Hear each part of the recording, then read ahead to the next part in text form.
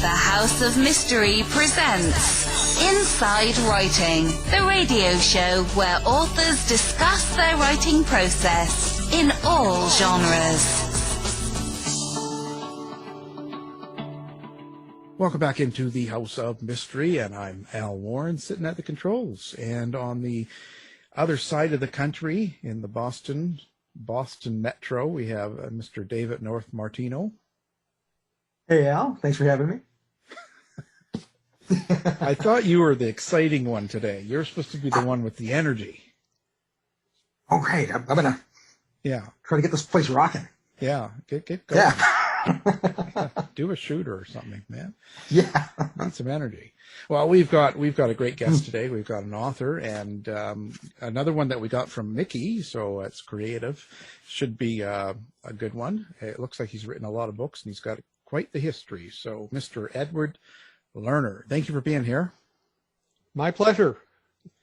Wow, you've got quite the background. So you were a physicist and computer engineer before right. You got into writing. Wow. So what made you change to get into writing? Well, there were two things going on. I got into it as a hobby back in the 80s. I was complaining about something I was reading, and my wife said, "I suppose you could do better." So I had no choice.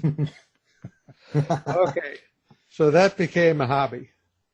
After I continued in my career for a while and reached the point where I'd been at it for 30 years, as much as I enjoyed the techie stuff, I was ready to do something different. In 2004, I sold my second novel that I'd written as a hobby. Selling two means the first one isn't a fluke. And at that point, I said, well, time to try it. Let's see what I can do with writing. And I have not looked back. How would you classify your writing? Like, what would you call it if someone were to ask you, what kind of writer are you? I do mainly science fiction and techno-thrillers. Less often, I do popular science. I try to stay faithful to that scientific and engineering background. There's a subset of science fiction with the awful name hard science fiction. It doesn't mean it's difficult to read. It means you try to pay attention to science. And that's what I write. Does that cause a rift in the writing world in science fiction and that area? Is there a split between the group? There is. Well, first of all, there's the divide between science fiction and fantasy. So I have no dragons, vampires, or zombies. Within the science fiction side of things, there's a lesser split between what I'll call science fiction and science fantasy. A lot of people who write what they call science fiction basically wave their hands and just use a trope. You know, if we could travel faster than light, what happens? It's sort of magical, and we'll just go with that. My kind of science fiction writer, a lot of the time just tries to avoid faster than light travel since we don't know how to do it. If we do use faster than light travel, then we put rules on it, and we're pretty rigorous about, okay, if this could work, what are the implications? So you're absolutely right. There is this spectrum of writers, and whether they want rigor or just like throwing aliens into their stories. So you're more into the kind of proven science, I guess we would say. That's about half my writing. In the so-called hard science fiction, there are a few ways you can do it. There are some people who stick with just science and engineering as we know it, nothing more advanced. The middle ground is reasonable extrapolations from what we know. And the final kind is, okay, let's use our imagination. Maybe there's one thing we don't know how to do, but let's suppose it is. What would the implications be? I actually do all three. Now, so you've got the background in the science, so that helps a lot, obviously. And you know how to research properly and get the information you need if you don't have it. So how do you decide on what kind of a story you're going to put through the science and the characters you're going to use for that story? One of the things I love about writing science fiction is if I get curious about a topic, it gives me focus. It's all well and good to say I'm interested in some subject and I'm going to study it on my own time. That doesn't really work. It's too unfocused. When I decide I'm interested in some kind of science or technology and how it might work and what its limitations are, and I put it into the framework of a story, then all of a sudden there are all manner of constraints. And I wind up focusing, digging more deeply into things. Years ago, I did a book on nanotechnology and how it could be applied in medicine. That's called Small Miracles, and it deals with tiny robots that could be injected into the bloodstream to help cure you from the inside. I learned so much biology working on that story. It was just a wonderful experience. And it wasn't just that I decided to study on my own. I reached out to biologists and doctors and neurologists and explained what I was doing. And about 1 in 3 academic experts I reached out to was delighted to help. That's a pretty consistent average, no matter what the topic is.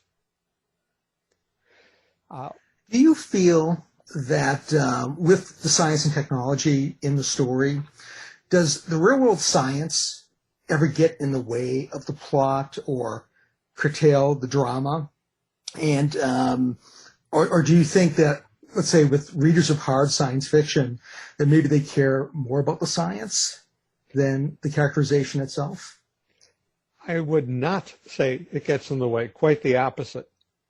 If everything is possible, then life is too easy for the characters. The characters have to worry about, well, where are the resources to do whatever it is? How fast can they get from where they are to where they need to be in the story? What can their opponents actually do? All of those constraints make a story realistic. It's absolutely true that developing the story sometimes it becomes challenging to work around those constraints, and occasionally that leads to a little bit of rework. But the bottom line is it's a more realistic story, and I've made the characters work harder. To your second question, do the kind of folks who like rigorous science in their stories appreciate that kind of background? That's kind of the definition of that reader. And it's not just that there are some science fiction readers like that. You know, there are lots of genres like that. If you're writing Westerns, your readers expect a certain amount of color about the West. If you're writing historicals, they expect all sorts of details about how people lived in whatever era you picked. So I think a lot of depth in whatever makes a genre unique is what the readers of that genre are enjoying. That doesn't come at the expense of plot. It's in the addition. It's in addition to plot. Makes sense. Now you just got a new book out here, just in May. It looks like May 25th, and it's called Deja Doomed. Let's talk a little bit about that. So what's the premise of this book? Okay, there are two premises. The more familiar one is that the major powers of the world are engaged in a space race, and that doesn't take too much imagination, not just because it happened to us in the 60s, but it's happening to us again. The Russians have already said they're pulling out of the International Space Station in a few years. The Chinese just launched their own space station. The Chinese are already talking about going to the moon and to Mars. So premise one is a new space race. Premise two is more science fictional, and it has to do with the question of, are we alone in the universe?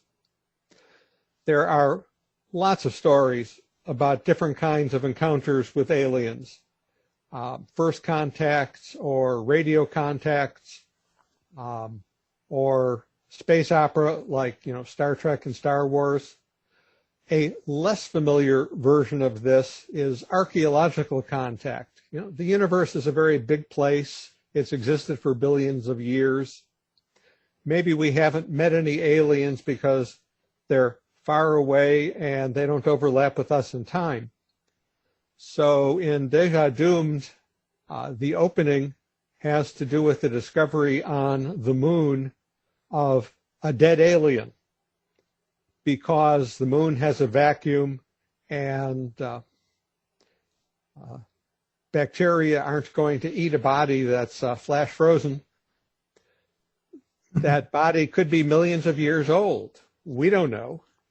And what happens is the American explorers on the moon and the Russian explorers on the moon both want to find out what's up with the alien body that was there. The presumption is there must be alien tech around, and neither superpower wants the other to have exclusive access to alien super technology. So that's the setup. Wow. So, but if this happens on the moon, the far side, the dark side, as some people call it, but I didn't think we'd ever really been to the moon. Isn't that just all? Don't even go there. The Chinese have even landed a robotic mission on the far side. The United States has not done that yet. We've seen the far side by sending things in orbit around the moon. Yeah, but the Chinese are in on it, so. And the Russians. But does that bother you, the way a lot of mainstream society right now is kind of gone off the rails as far as science and achievements? Especially in the recent 5 years or so. It does bug me how anti-science a subset of the population is, and it's to everyone's detriment.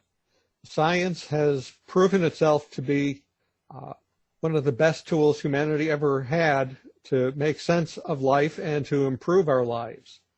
And if you distrust it and disbelieve it, you get things like out-of-control pandemics. Yeah, it's certainly been interesting. It could be science fiction. Do you ever... I wish it were fiction instead of real. Yeah, it's like a really bad movie, I wonder, but so you've got the science and you put a story in here. Is there a subtext? Do you put something throughout the book? So if I take home Deja Doomed and I read it, besides the story and some of the science knowledge I get from it, is there a subtext, or is there something you want me to get out of that book besides that? Okay. I'm not primarily a message author. I write mostly to entertain. To the extent there's a subtext, it's optimism, it's positivism, that yes, the universe may throw us pretty messy problems, and without spoilers, I can't tell you just how thorny the problem is that I throw at these characters. But there are also ways out, and science and engineering offer those possibilities. So that would be the subtext. No dystopias for me. No, yeah, it's a little bit more of a positive. Now, your characters, where do you where do you get your characters from? How do you create them? Are they from people you know, from seeing people somewhere in the coffee shop, or where does that come from for you? It comes in two stages. The first stage is figuring out what types of characters fit an evolving storyline. So if I'm going to set a story on the moon in the near future, only certain kinds of people are going to be there. I probably won't have a ballerina. Oh. But having picked the kinds of characters the story requires and the type that can credibly be there, which in this case are primarily engineers, scientists, astronomers, medical specialists, then I have to flesh out those people. They have to have personalities and families and friends.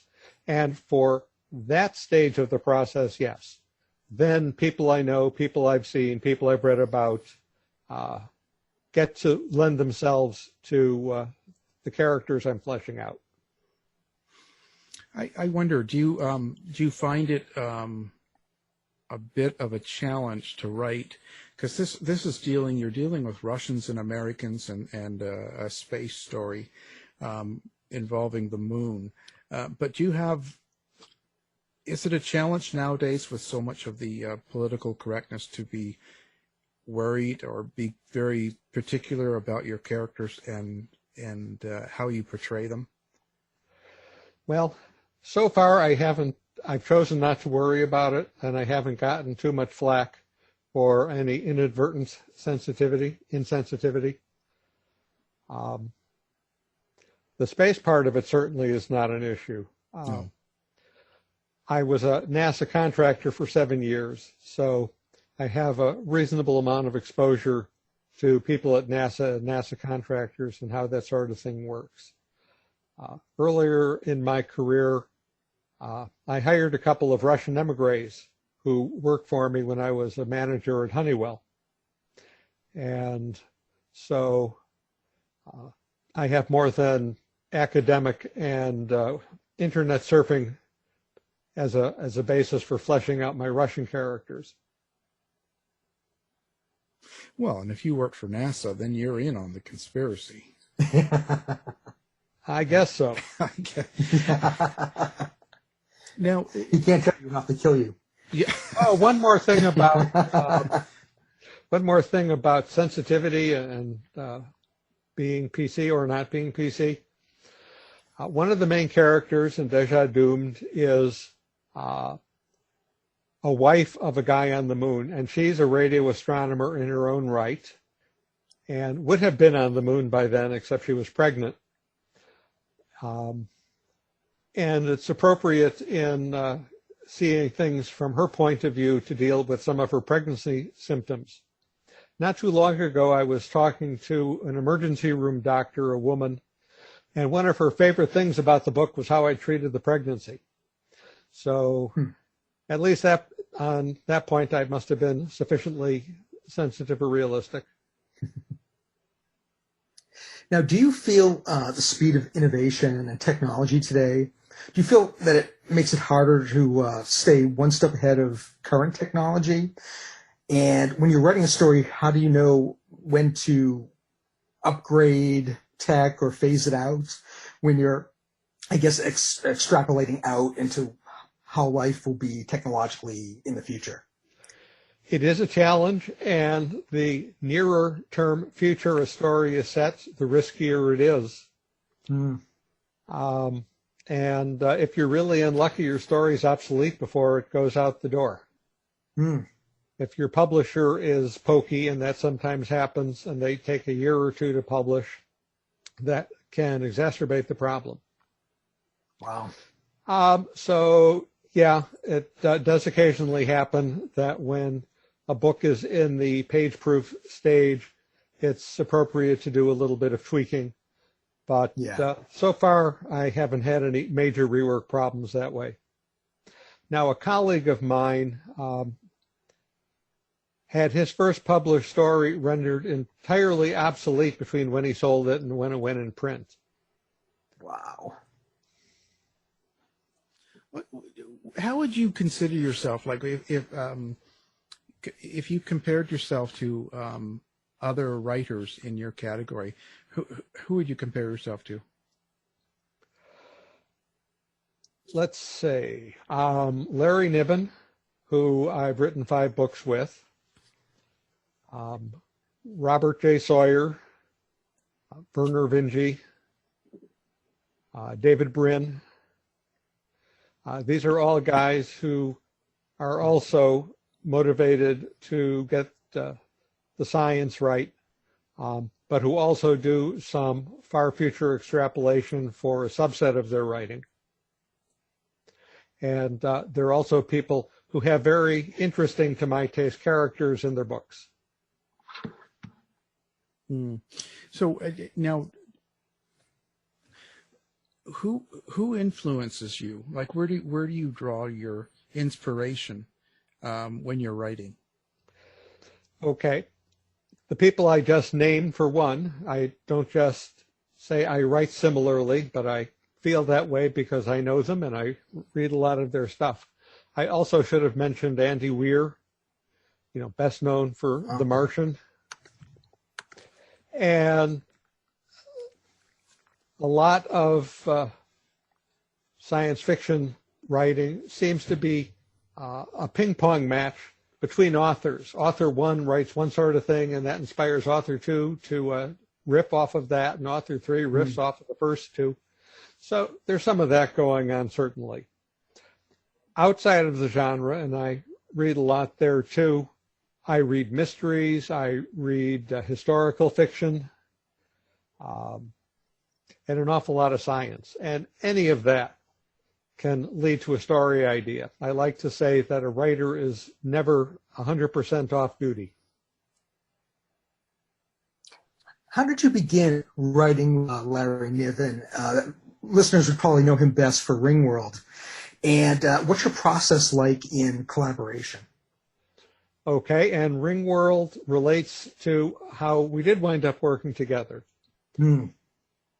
Larry and I were on a panel together at a science fiction conference back in 2004, I think it was. And the subject of the panel was my favorite planet. The shtick is each of the panelists is supposed to talk about some world, real or imaginary, that they would personally like to visit. When my turn to talk came, I turned to Larry and said, Ringworld's a great book, but we only got a glimpse in passing in Ringworld to another great venue, the Fleet of Worlds, which is what it sounds like. It's a bunch of worlds in a constellation without a star flying through space. And readers only got a glimpse of this and never more than one of the aliens of those worlds at a time. And I told Larry, that's my favorite. I'd like to see more of that. You should write something. He answered at the time, I don't have a story for that. I contacted him soon afterwards and said, well, I do. So we traded some ideas back and forth, and that led to an agreement on a plot. And we wrote a book, submitted it on spec, and woohoo, we got a taker on that and on a sequel, as it happened. And ultimately, we did 5 books.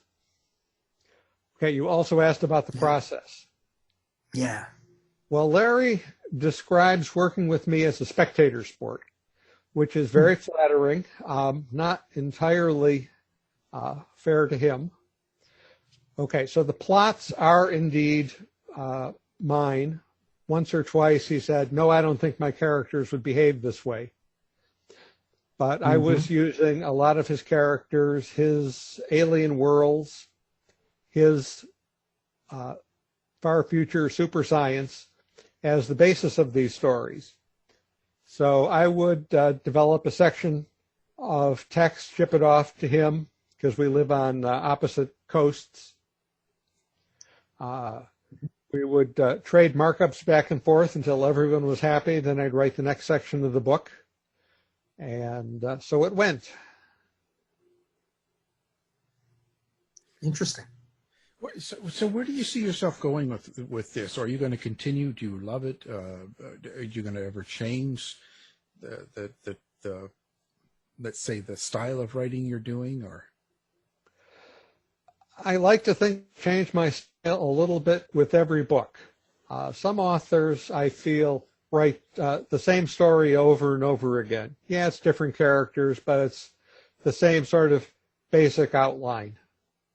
I don't want to do that. I try to challenge myself each time.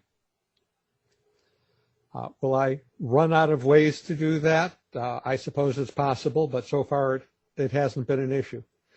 So I mentioned a book with medical nanotechnology. I've done a lot of near future space adventures and far future space adventures. I've done time travel. I've done alternate history. There are an awful lot of variations. And so far, I think I've been able to keep it fresh, and that's my goal. Well, you could always add a pandemic to it, right? You know.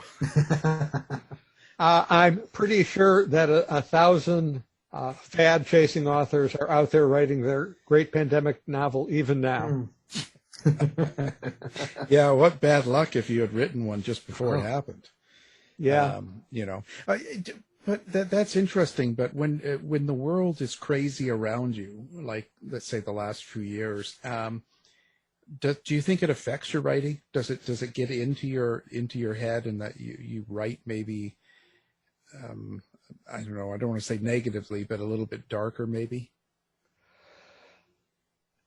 I honestly don't know. I wouldn't be surprised if it affects me, but it certainly isn't anything conscious or overt. It certainly has affected my writing habits. I went through a period with way too much doom scrolling, which probably slowed down the throughput. Yeah, I think a lot of people did that. That's why a lot of writers we talk to, there's been ones that it actually had no impact on them at all. If anything, they wrote better, and others that were concentrating on too much around them. So it sort of has an effect, right? You know. Yeah. The good news was I worked at home anyway, so. Yeah, that's not much of a change for a lot of writers, for sure. Yeah, right? That's right. It's just about the what goes on outside their door, you know, and how people are acting and stuff like that. So, what do you Go ahead. Who do you like besides writers and that inspire you? Like, so when we go outside of writing and people in this world that you're in, is there other influences? Scientists and engineers, problem solvers. I mentioned that I tend to be optimistic, and I write stories in which no matter how bad things get, people are trying to work their way out of it. And that's what scientists and engineers do. I have not written a climate change themed novel yet. I suspect that'll happen at some point or other. Well, you're in on that too, aren't you? My other conspiracy? Yeah. I probably do emit some gas from time to time, but that's an awful lot of CO2. That's a lot. Yeah, you know. It's crazy. So back to climate change. My point was going to be, I refuse to despair about climate change. Yeah, we've put too much CO2 in the atmosphere, and we're probably putting too much methane in the atmosphere. But stuff can change. Stuff can be fixed. There was a time we were putting chlorofluorocarbons into the atmosphere and destroying the ozone layer, and that problem was solved. It can be done. Mm. Yeah. Well, you know, we have to look at things positively. Well, that's fantastic. So, do you have a website of your own that people can come find you, or if they are interested in following up and seeing some of your other books, where do they go? Okay, several places. And of course they have a website. I mean, I'm a computer guy. So shockingly, it's called edwardmlerner.com.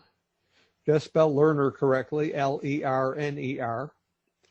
I'm on Facebook as Edward M. Lerner. I'm on LinkedIn as Edward M. Lerner. I blog at blog.edwardmlerner.com. And equally shocking, there's an Edward M. Lerner page on Amazon. Wow. You're just all over the place. Except Twitter. Yeah, except for Twitter. I drew the line. Twitter goes too far.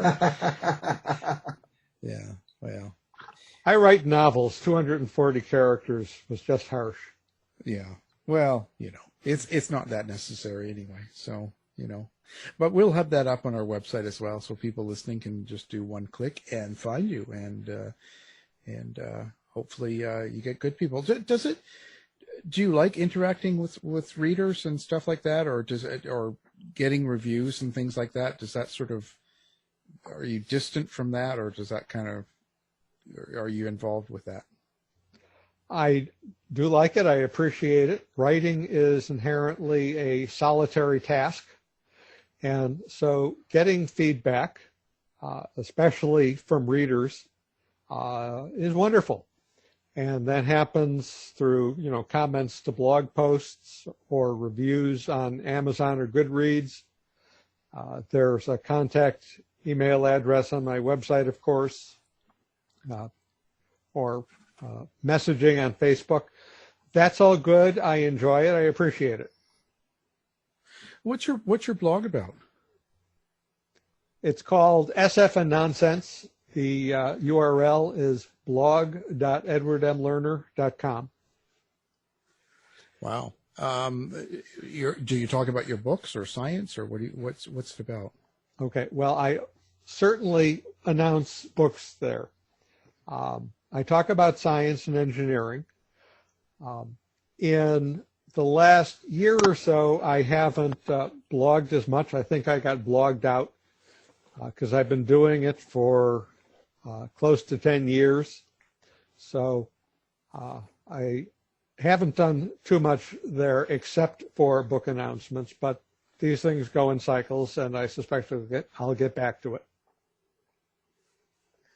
I was just wondering, we were just talking about Twitter and very, very short word counts. I was just wondering, since you're primarily a novelist, but I know you've done some short fiction.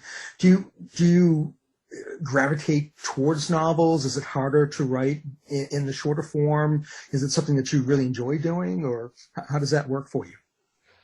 I've written at a lot of lengths, everything from flash fiction, which is defined as 1,000 words or less, to multi-novel series.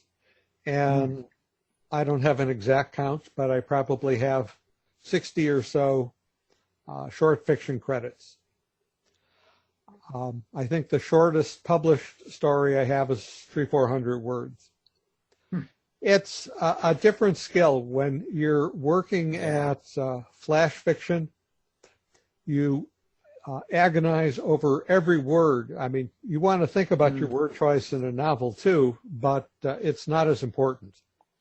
And certainly when I'm writing short fiction, there's a step I call the death to adverb stage, doing away with all the unnecessary modifiers. But I continue to write short fiction. I've had an arc of novelettes and a novella that's been running in the Grantville Gazette last year and this year, which is an entirely different kind of alien encounter story. In that story arc, a bunch of unfortunate aliens on a cruise ship have their ship suffer a terrible accident, and the ship limps to the fringes of our solar system, and their only hope of survival is if the primitive humans can do something for them. Eventually, I think that collection of stories will be big enough that I will expand them and integrate them into another novel. Wow. Wow. Well, you're certainly an intelligent author, I guess. or We're not used to that. Well, we thank you for being on the show, and it's been really interesting. And the guest we're talking to is Edward M. Lerner, and his latest book is Deja Doomed. Thank you for being here. My pleasure. Thanks, Edward. To find out more about our show, guests, or to listen to past shows from our archive, please go to www.houseofmysteryradio.com. Show's over for now. Was it as good for you as it was for me? Well, good night. This has been a production of Something Weird Media. I'll be back.